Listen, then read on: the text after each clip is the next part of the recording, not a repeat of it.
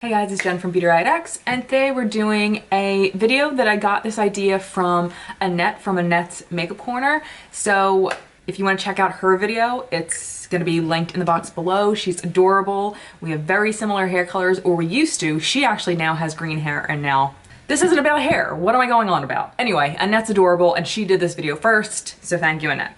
So I'm gonna be ranking my last 10 palettes that I bought myself. I'm gonna be ranking them from best to worst. I'm gonna start the opposite of what she did. She started with her least favorite. I'm gonna start with my favorite. And my favorite out of my last 10 is the Tarte High Tides Good Vibes palette. I'm not a Tarte fan.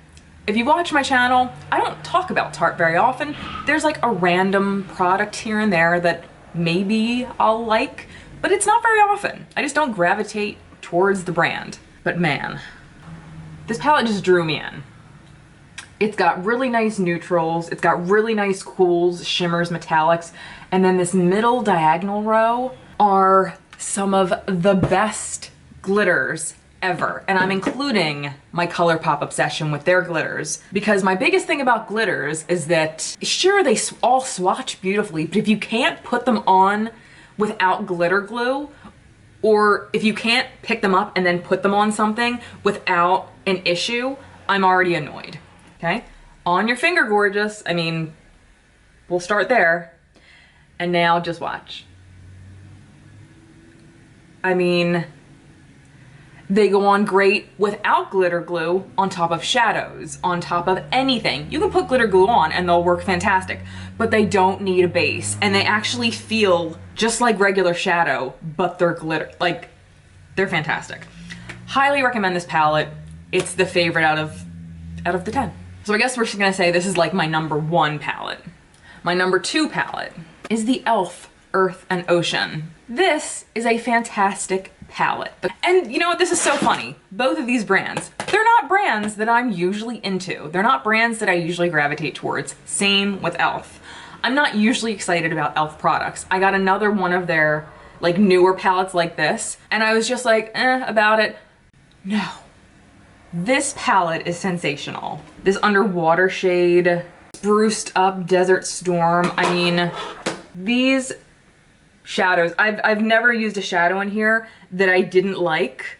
Some of the metallics, like the chunkier ones in here, the really bright ones that look kind of like, what the word I'm trying to say, like the real, you know, like the ones that kind of pop like these, you definitely need kind of a base for, because they are kind of more on the chunky side. But again, they're gorgeous.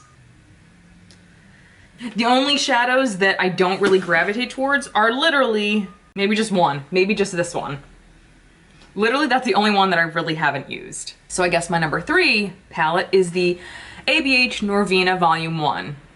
Now, if I could go back in time, and if I knew she was gonna be putting out all of her palettes like within a few months of each other, I would have waited and got the Volume 3, because it's just more my color palette, but I didn't know that was going to happen, so I'm now on a no-buy. So that's irrelevant, but this is probably by far the best quality ABH palette that I have. Some of these are pressed pigments, some of them are regular shadows, but they're all great quality. The metallics are gorgeous, the regular mattes are gorgeous. I used the 2 yellows on my eyes today, which are 2 of my favorite shades in here. I don't have many issues with this palette. I mean, every time I use it, I'm happy with it. I'm never like, I expected more. This is a great palette. It's a pricey palette. It was made in China, but it's still really good.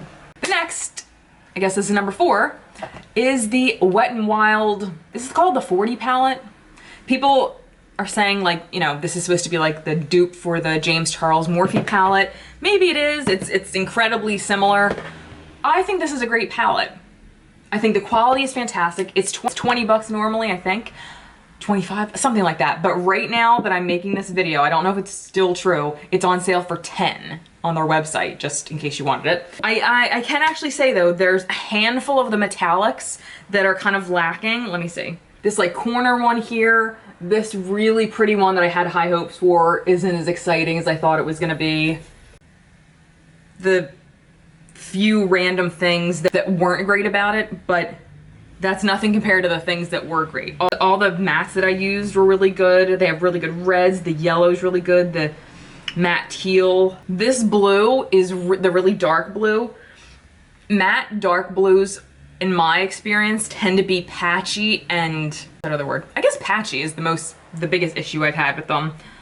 Nope, not this mofo. Really, really good quality shadows. Again, most of the metallics are really good, but some of like the random ones just don't have the best payoff. But I mean, especially now, if you can get it for $10 and you wanted to try it, you don't really have anything to lose. Really good palette. I've really been enjoying it. The next, I guess, number 5. My number 5 spot goes to the Glamlite Artist Palette, right? I don't remember what this is called. It's incredibly annoying to hold. I get the wittiness of it, like, oh, it's an artist palette. The packaging is, I could scream, but the quality of these are very, very nice. The goddamn brush it came with, I have used a few times, but I use it like as that first brush to like pack down product, but that's the only time I've gotten myself to use it, because it is kind of big. That's what she said. But man, the metallics in here, like, how do I hold, like, anyway. They obviously did not consider somebody making a video was going to be holding this. The metallics in here, oh my god, sickening. I mean, honestly, the mattes are very, very pretty too, but I mean, these metallics are just groundbreaking. This isn't a standalone palette, that's why it's kind of number 5. But I mean, I like there's more mattes than metallics, that's very helpful. If you like bright, cool, like, not cool, but bright and like fun colors, this is definitely worth trying. You can always find a discount code. I think mine was like, I found one for like 30% off and it was worth it to me. And I think, was it free shipping? Maybe it wasn't free shipping, but I did find like, they partner with Afterpay, so you can break it down into a few payments if that's easier for you. Anyway, that's my number 5 spot. It's a pretty good palette. You aren't gonna die without it though. My number 6, now we're getting into on the less great side. The Morphe Jeffree Star collab palette. Not horrible, you don't need it. You don't need it. Oddly enough, my favorite color out of this entire palette is this, What's the Tea shade, and the brown right here. The glitter is absolute shit. Thankfully, there's only one. I find that there's way too many kind of fleshy tones kind of up here. I do like that it has like pops of pink and this the nice kind of russet shade right here. Again, that tea color. These two shades are just too similar. Like I said, there's just too many like beige shade, like this, like some of them are just too similar. Like why are all 4 of these in here? I don't know. It's not horrible, but I mean, you're not gonna die without it. Violet Voss Sugar Crystals. I was very excited about this. For months, I contemplated getting this. I finally got it, and I was so excited when I opened it. Like, look how pretty this is. This row, very nice. It's fine, it's all matte. These 2 rows are all metallic, and then like chunky duochrome, whatever. There's a few from the top row and then a few from the bottom row. I just feel like there's not enough difference going on in these 2 rows to justify these 2 rows, if that makes sense. I've done a review basically on every single one of these palettes. If you want to see a dedicated video or whatever, or them being used, you can find them in my video list. For the price of this, I was just kind of like, you didn't need both of these rows. Absolutely, you didn't need them. Half of these colors could be used as toppers, inner corner, highlight. I mean, like, but listen, this is all subjective. Obviously, you can use these any way you want, but for me, I just don't think all of these were necessary because they're just not different enough, in my opinion. The next one I don't have with me because I've gotten rid of it. I made a very passionate video about it, and it was the Dominie Cosmetics Celestial Storm palette. Is that what it was called? Upon first seeing this palette, I was like, somebody kill me, but before I die, I'm gonna need this palette. So I ordered it, I found a discount code, it was like 20% off, so in the end with shipping and everything, it was like $5 cheaper than the full price. Those metallic shades were not as good as they looked. Half were toppers. Don't get me into fucking what toppers actually are. They're bullshit, okay? I don't want to hear, oh, well, you should have watched the video first, or you should have used her recommendation on how to use it. Guess what? I did. It was still shit. So that is my number 3 spot. I don't recommend it. Half the matte shades were patchy. For the price, I was extremely disappointed. My next and my final 2 worst ranking palettes that I got in the last, or out of my last 10 palettes are, I couldn't decide which was worse. So I'm gonna talk about them both together. The first one you won't see in a video because I didn't put it up because I was so irritated with it. I just didn't put it up. And it's from Sample Beauty.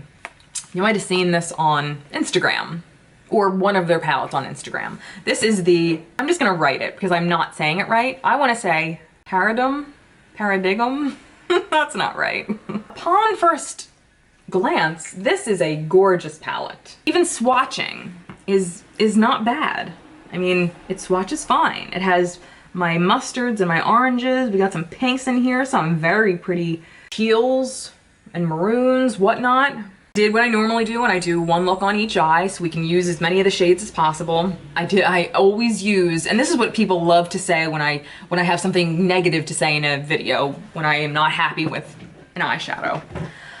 You have to use the sticky base. Guess what, motherfuckers? I always use sticky base. Never have I tried on an eyeshadow with a dry base. Like, come on.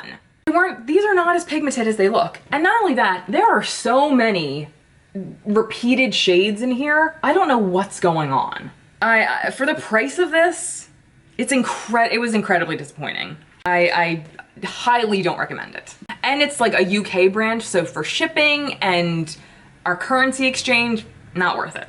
Final one, which let's just call the worst, is from, not to be confused with LORAC, like we know LORAC. LORAC Pro, the bakery box. I did do a video on this. Again, upon first glance, you're like, wow, that is just so pretty and fun. And this screams me, like 100%. You can go see a video on this because, again, incredibly disappointing. These like metallic shades, like that are pops over here, very misleading. The pictures that you see online before you, like when you go to order it, you don't know what these actually look like until they get here. These are actually just marbleized, but when you order them, they look like the Huda Beauty, like chunky, metallic, like glittery shades. No, they're not at all. They're just really boring metallic, not even like shimmer shades, like pearlized, whatever. Some of the shades are okay, but I mean, overall, it was just a very boring palette. A lot of the colors kind of blended together. A lot of the shades, again, repeat shades. These 2 highlighter shades, very, very similar. They're very deep in tone, for my skin at least. I'm very confused by this palette, and it was equally bad as the Sample Beauty. I don't recommend either of these.